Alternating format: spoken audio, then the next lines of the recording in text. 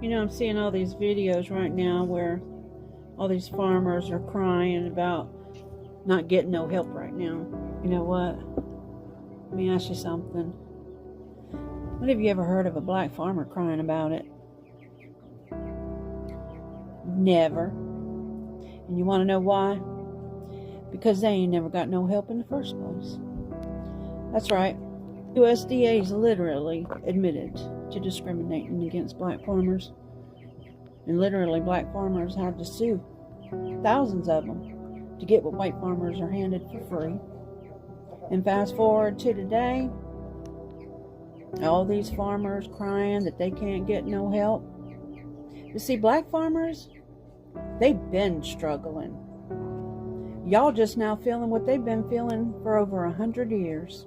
Black farmers, they used to own over 19 million acres of land. But guess what? Systematic racism, denied loans, shady politicians, and legal loopholes wiped them all out. Yeah.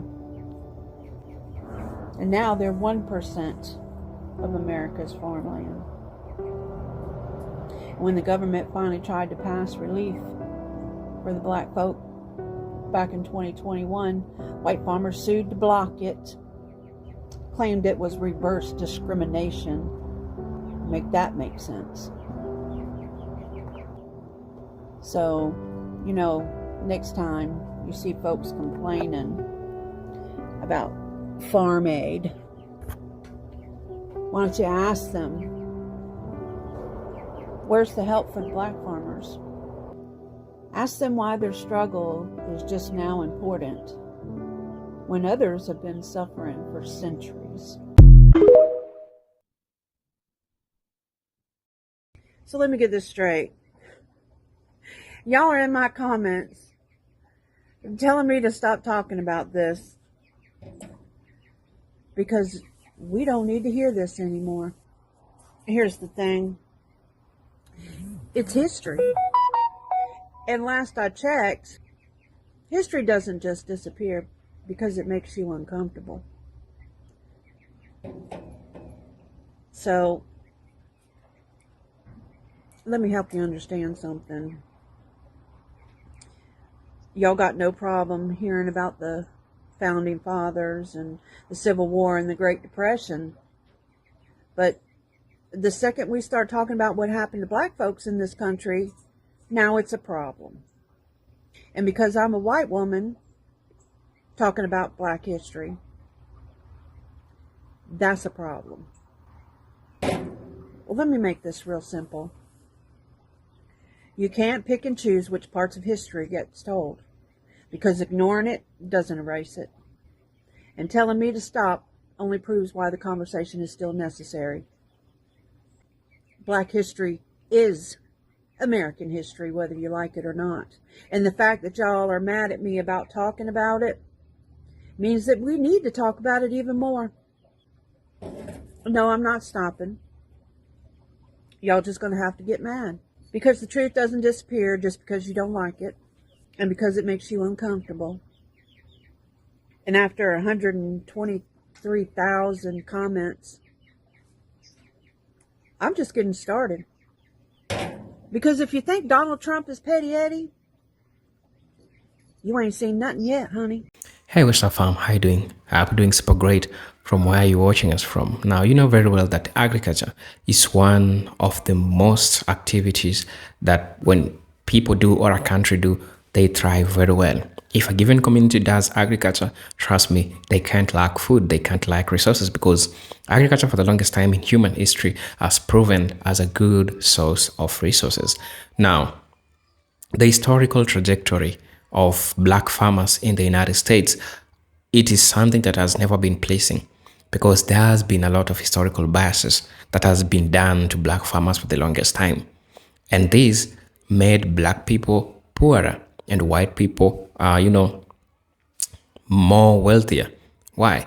Because when they put this law, white people, there is something called discriminatory lending or something called predatory lending, right? They do this in the sense that black people to go and get the loans from them. Black people cannot go to get the loans because the lands that black farmers had, it was taken away from black folks. And this leads us to something that it's really important that we need to discuss. Now, the historical trajectory of black farmers in the United States has been profoundly shaped by systemic discrimination and institutional biases, leading to a significant disparity when compared to their white counterparts. The inequitable landscape has its root on post-Civil War's policies and has persisted through contemporary agricultural practices. In the aftermath of Civil War, legislative measures such as the Olmstead Act and the Maury Land Grant Act of 1862 were enacted to promote land ownership and agricultural education. However, these policies predominantly benefited white citizens. By 1934, over 270 million acres, approximately 10% of the US lands, has been transferred to more than 1.6 million predominantly white homesteaders.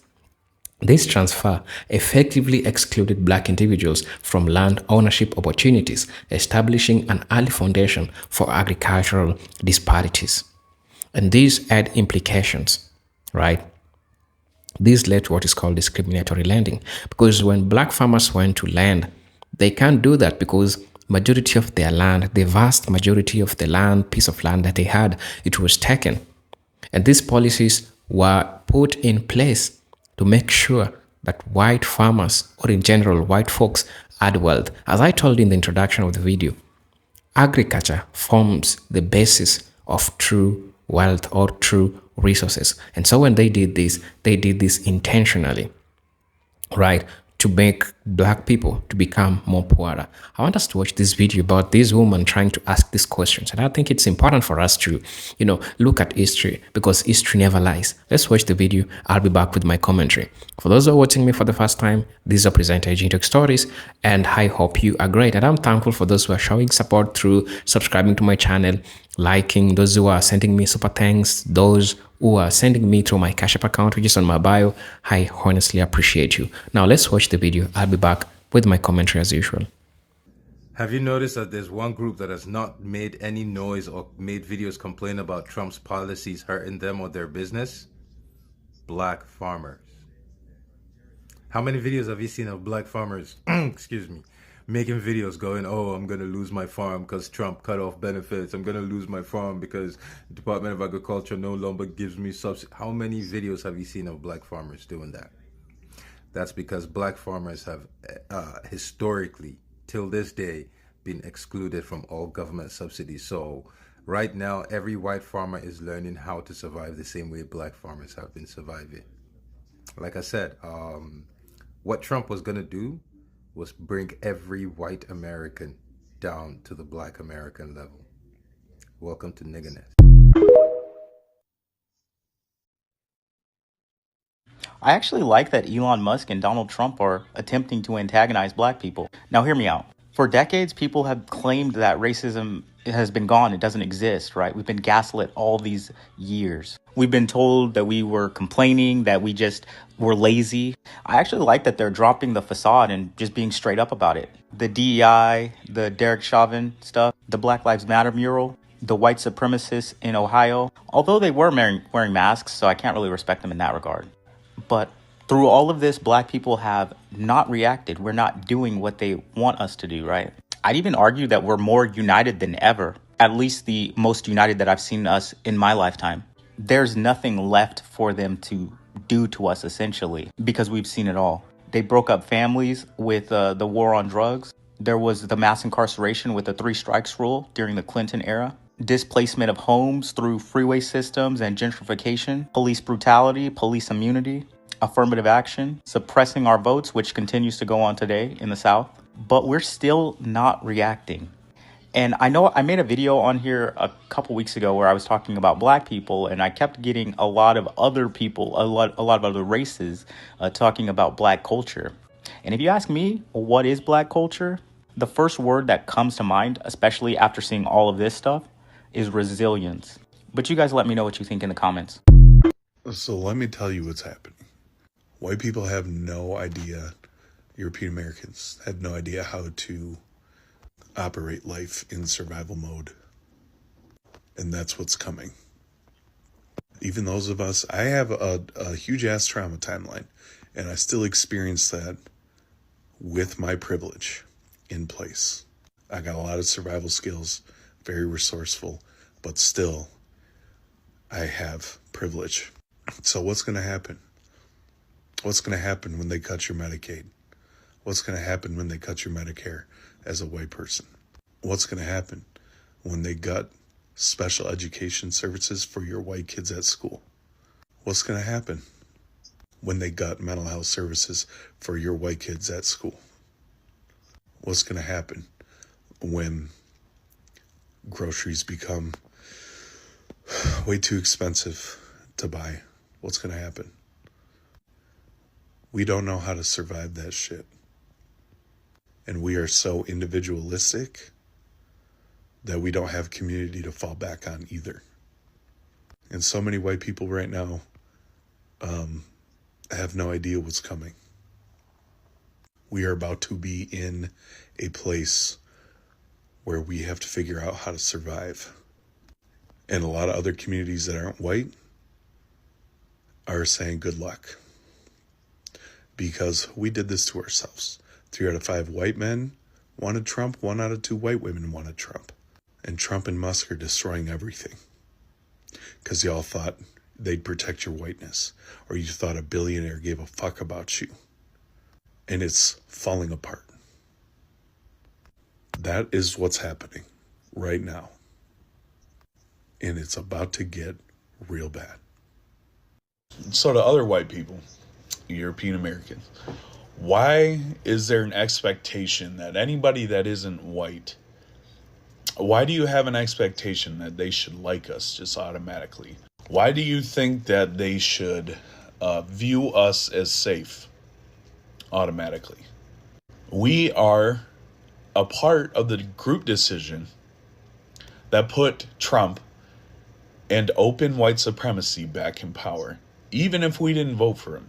3 out of 5 white men wanted that. 1 out of 2 white women wanted that. You think people that are not white can look at us and automatically tell which one of us did or did not vote for Trump? As I've stated before, we fit the fucking description, right? And so you have to come to terms with that.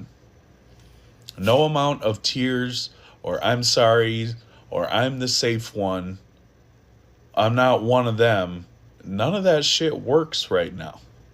It hasn't for a long time, but specifically right now.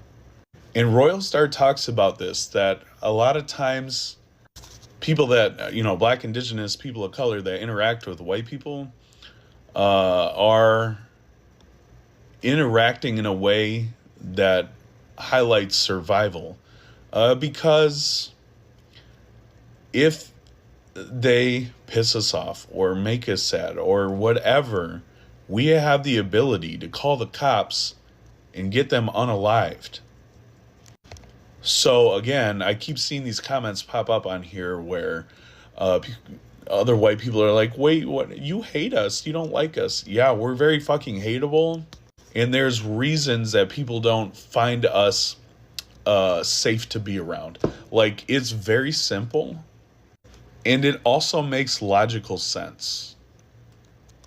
And what you're trying to do is trying to prove that through your whiteness, you are somehow still safe. And you can't do that. You have to walk away from your whiteness. Because whiteness is inherently violent and dangerous.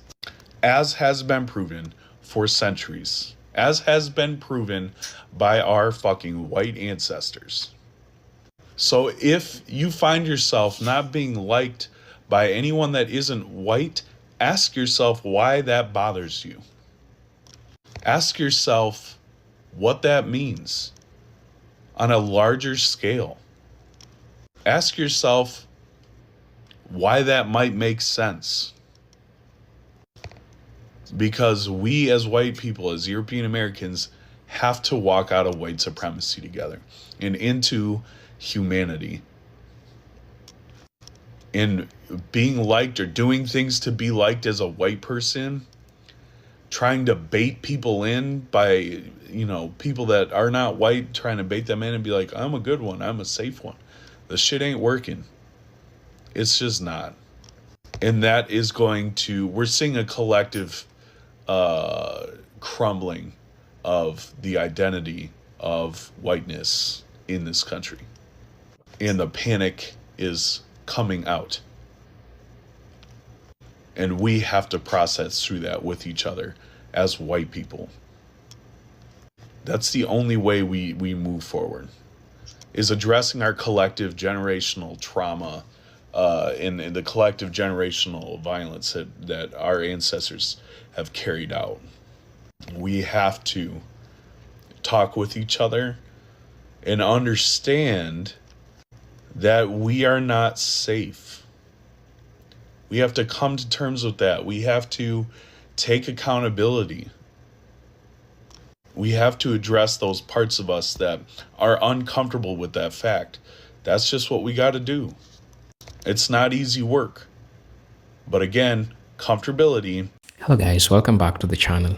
Now, the establishment of the United States Department of Agriculture, that is the USDA, you can call it USDA, in 1862, introduced programs intended to support farmers.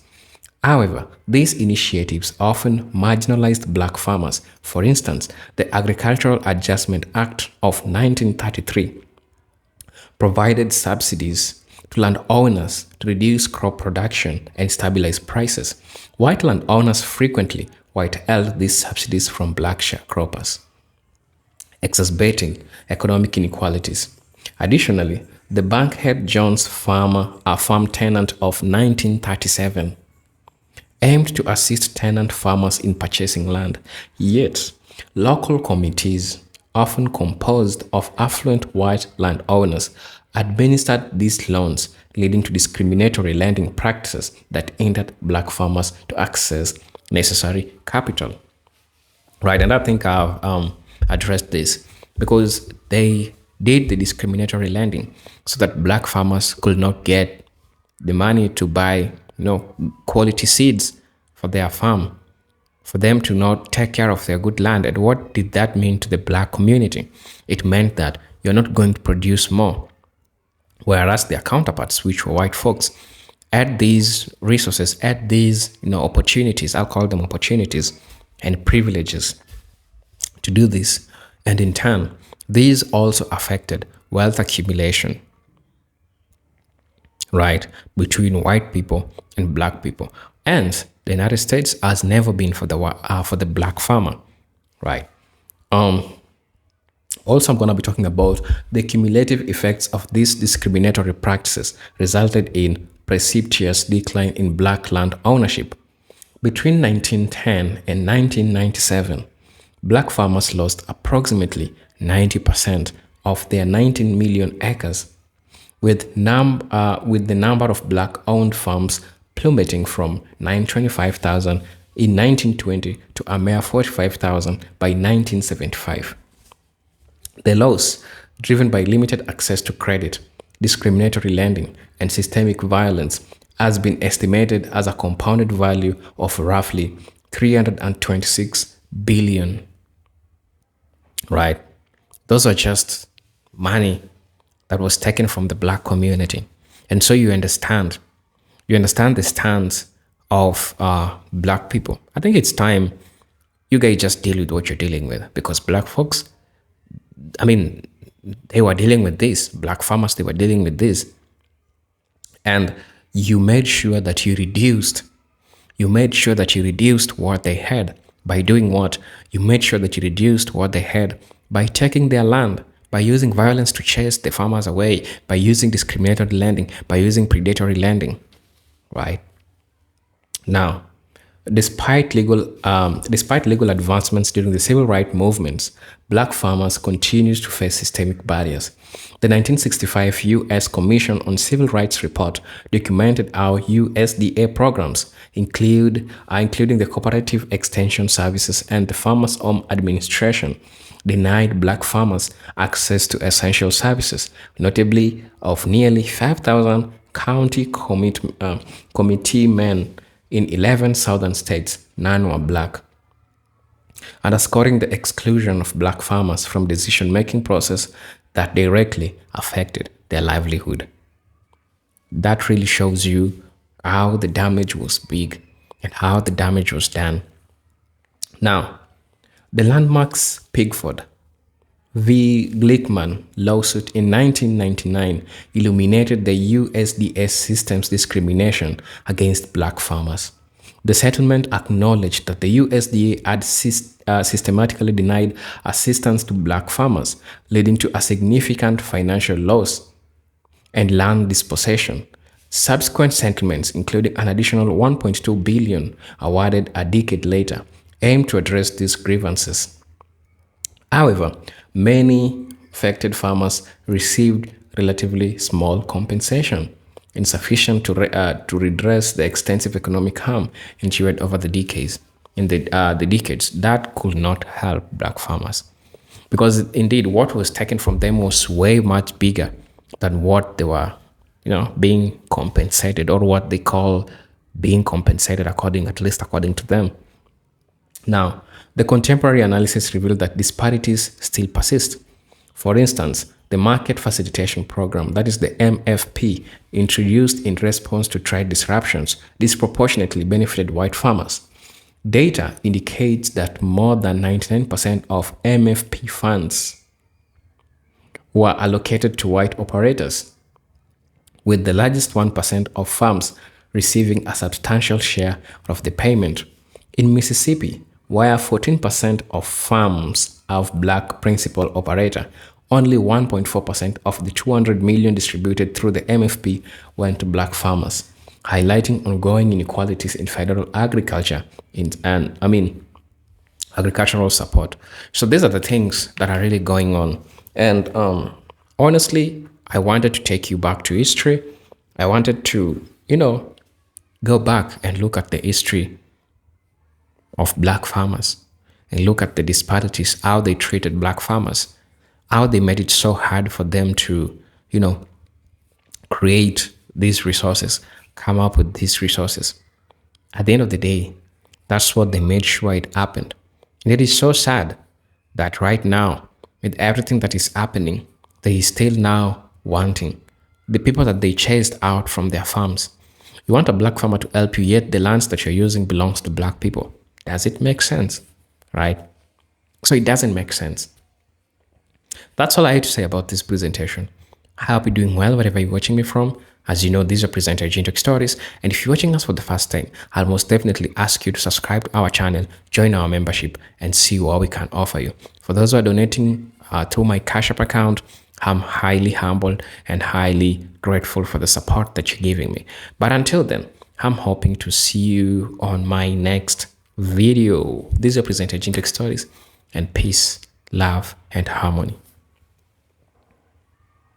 Salute.